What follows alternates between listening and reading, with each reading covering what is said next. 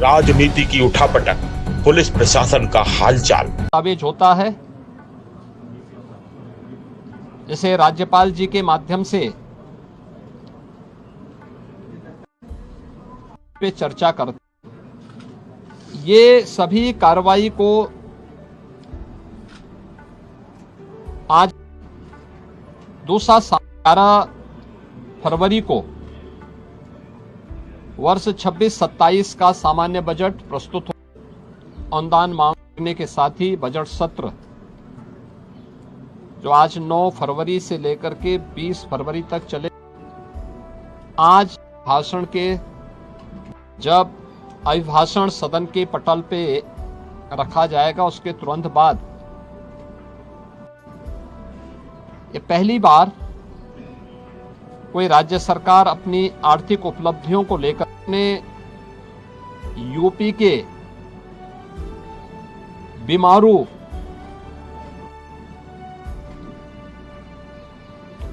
उन सभी कारकों को और जानने का अधिकार सभी माननीय जनप्रतिनिधियों को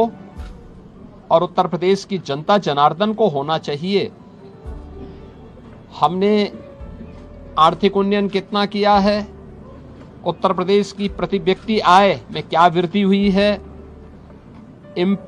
लगातार एक विषम परिस्थितियों से उभार करके उत्तर प्रदेश को पिछले 5 वर्ष के अंदर,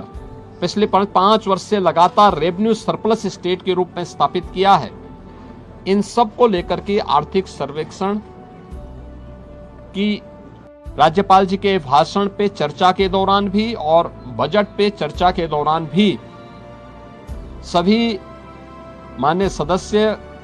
के लिए यह रिपोर्ट एक महत्वपूर्ण दस्तावेज होगा अपने डाटा को प्रस्तुत करने के लिए और उस पर चर्चा करने के लिए। वास्तव में विधानमंडल लोकतंत्र का एक महत्वपूर्ण आधार स्तंभ है। अगर कोई मुद्दा उठाना है तो कार्रवाई को बाधित करने से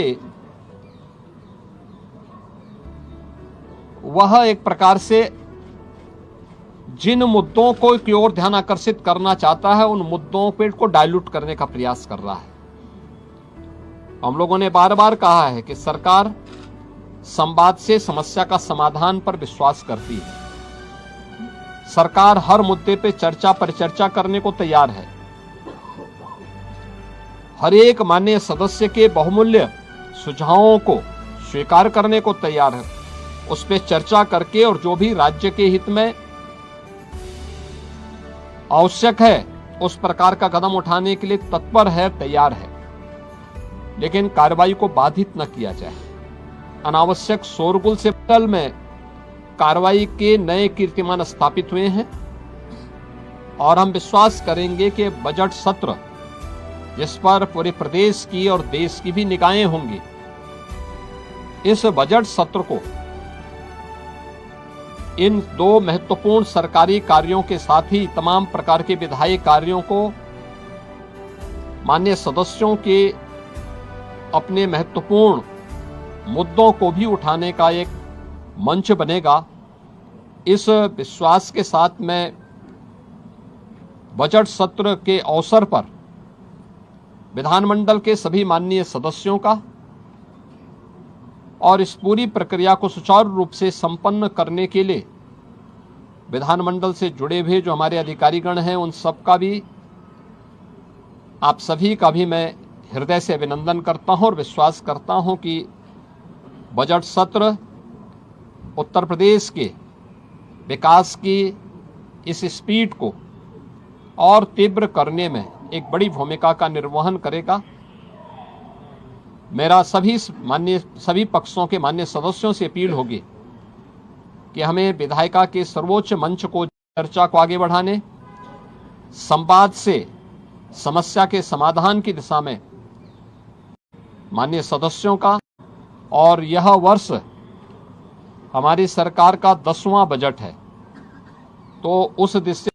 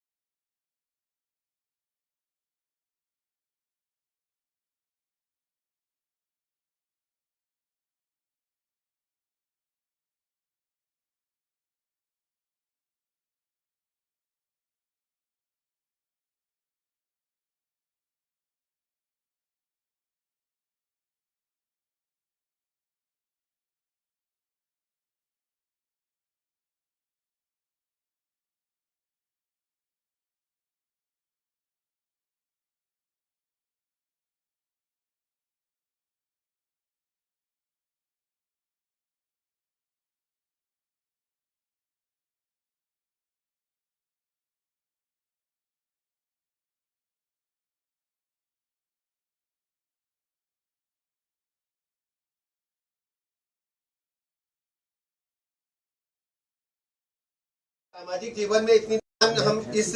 सुविधा का लाभ उठा सकते हैं एक साथ एक मंच पर। तो आज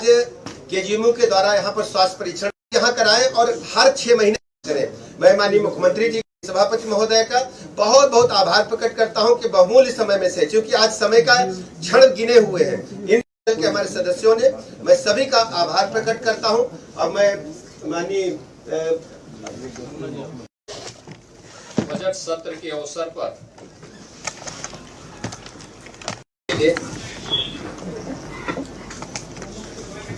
स्वास्थ्य एवं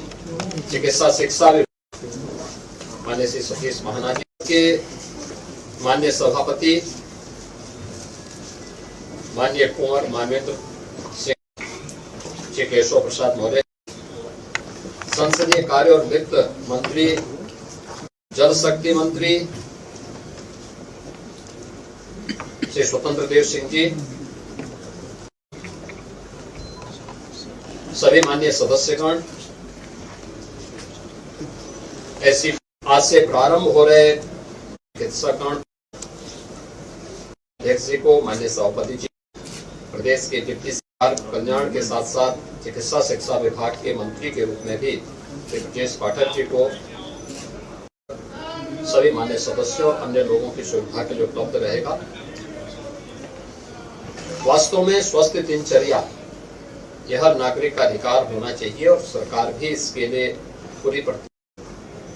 जैसे तमाम उतार चढ़ाव 90 वर्ष की उम्र में खन्ना जी का ब्लड प्रेशर और सब कुछ रहता है, तो ये वास्तव में अभिनंदनीय है और हर व्यक्ति के स्वास्थ्य की जिससे ये अच्छे लोगों पर उसका असर पड़ेगा। विकास की योजना को राजनेता बोलेगा तो उसका प्रभाव होगा। स्वास्थ्य का राज अगर डॉक्टर पेड़ के बारे में विश्वासकर्ताओं के बहुत बहुत धन्यवाद। बाकी मंत्री लोग, बाकी सभी लोग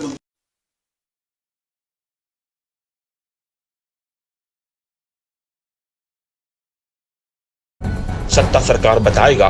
हर हलके का हाल।